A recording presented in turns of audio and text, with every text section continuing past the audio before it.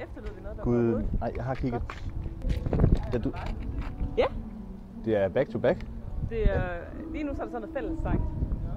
Jo, open mic. Men jeg tænker, at i forhold til at blive musical, så der vil det være rimelig grænseoverskridende at stille sig op på scenen. Thomas Helmig, er det ikke? Må jeg prøve at forstå. Hvad skal vi så egentlig forstå?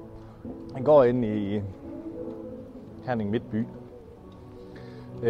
Centralt sted for kultur. Vi kommer lige ned fra biblioteket af. Men også et sted, hvor der skal være liv og glade mennesker og en masse aktiviteter og arrangementer. Og jeg tænker, i den her, jeg tror, der er VM i bridge nu. Det foregår op i kongressen.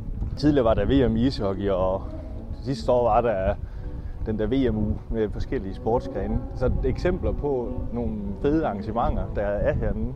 Men vi skal have mere liv. Mere rosé. Mere fællessang. Det er der gratis koncerter. Der kommer jo back to back nu her senere. Ja, de synger den med Jonathan, hvis I ikke kan huske det. Jonathan giver aldrig op. Det burde vel være Nikolaj, der aldrig giver op her. Jeg har i hvert fald ikke tænkt mig at give op. Jeg har tænkt mig at blive ved.